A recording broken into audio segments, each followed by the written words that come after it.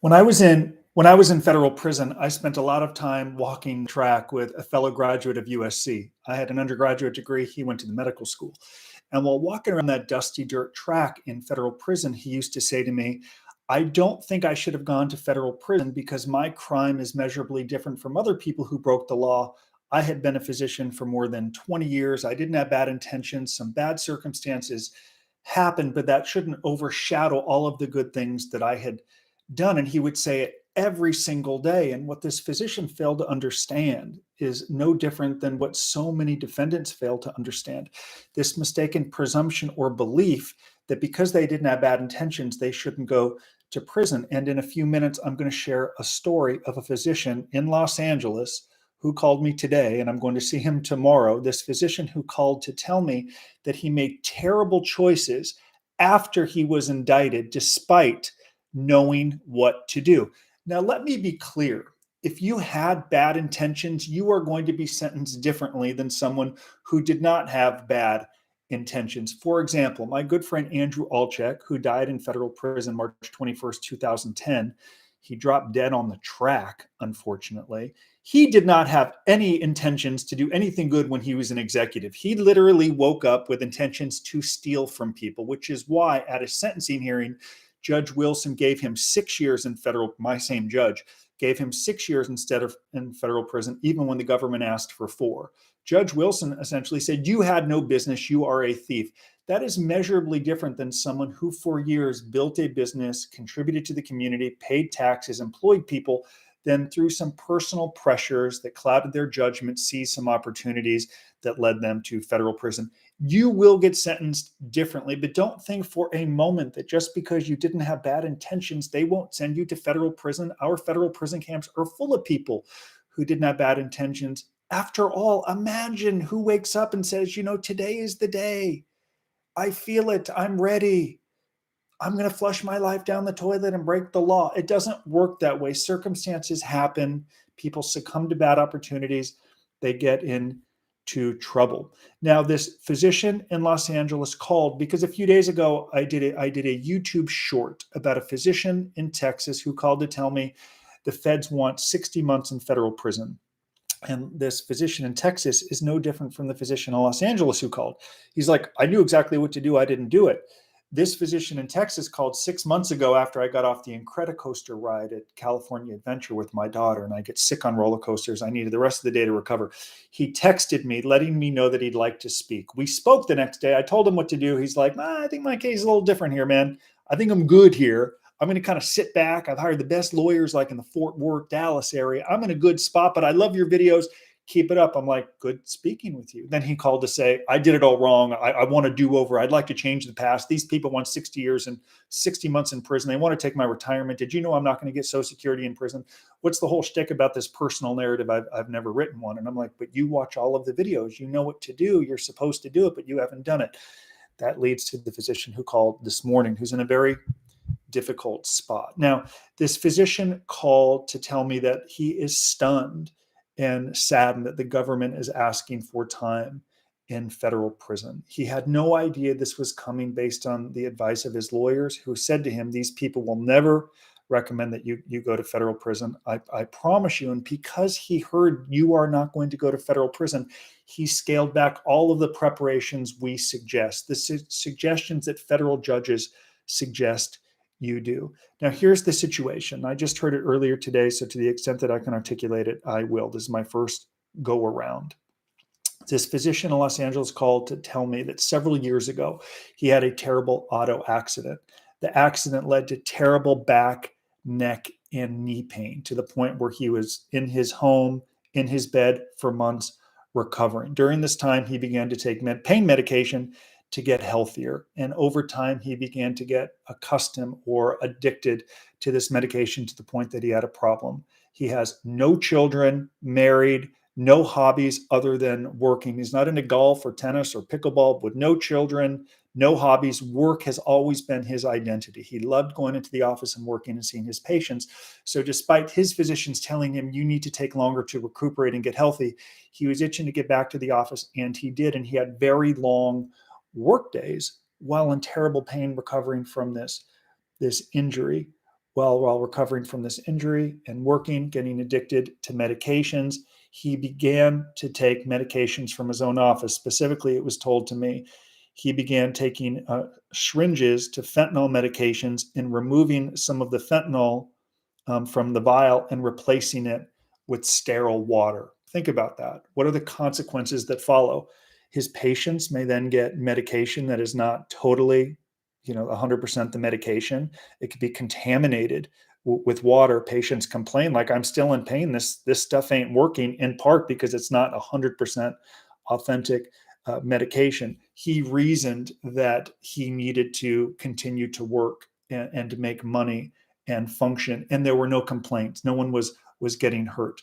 This went on for a period of time, but apparently he told me these are boxes and they're coded, and someone in the office noticed that they might have been opened or contaminated with. This person then went to the authorities, who apparently installed cameras inside of the medical office. They put cameras, and they saw this physician going to open the medication, take a syringe, pull it out, and put back water in there, hence contaminating it and putting his patients' lives at risk. This went on only for 4 months. And I don't want to say only to dismiss that it was only 4 months, but so many crimes go on for extended periods of time. Indeed, part of the reason his lawyers told him you probably won't get prison is you've been doing a physician for 30 years. Clearly you were addicted. Now you're beginning to get treatment for your addictions. It only went on for 4 months, and there's no evidence that anyone was hurt as a result of your conduct. Plus, you're going to surrender your license. Sit back, relax, get off YouTube. Stop watching these people, white collar advice, who talk about how to mitigate a prison sentence. Stop watching federal judges who tell you what you should do. That judge isn't your judge, and they haven't been doing this for 35 years like me.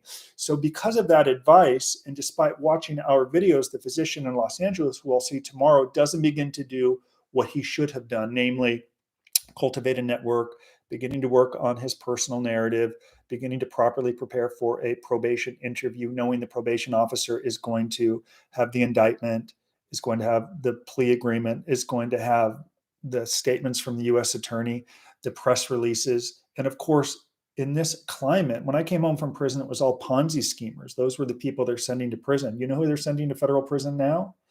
The physicians, the doctors who are taking advantage of their profession and title. The government would allege to hurt people. Like, the doctors going to prison is the new Ponzi scheme of 2009, 10, 11, and 12. It is the physicians going away. So they catch him on camera. But what's ironic, while they're catching him on camera, unbeknownst to him, he realizes that he needs help. Like, he is an addict. Like, he is a terrible addict where he is doing nothing but thinking about taking these medications. He's been stealing them. So while the investigation is going on, he actually turns himself in to the authorities. This is amazing, right? He's like, I have a problem. If I am not stopped, people may get hurt. He turns himself in, which is another reason his lawyers convince him, not only you're not going to go to prison because of your career and no one got hurt from this, but you turned yourself in. He didn't even know that an investigation was going on. So they eventually indict him. He pleads guilty. I see the question here, what did he plead guilty to? He pled guilty to 1 count of tampering with consumer products in violation of Title 18, United States Code, Section 1365. And he essentially acknowledged that as a physician, he was putting his patients in jeopardy by diluting this fentanyl medication and replacing it with sterile water. He acknowledged that in the plea agreement. Like many defendants, he asked the U.S. attorney to not issue a press release. Of course, they love press releases. Why? They want to deter other physicians from breaking the law. They want to let you know what happens when you cheat, the consequences of crossing the line.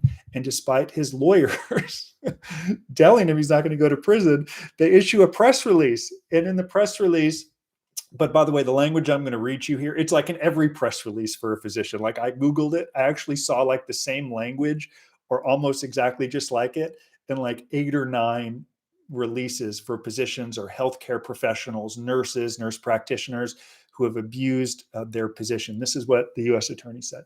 We must hold medical personnel accountable when they take advantage of their unique position and tamper with medications for their patients' need.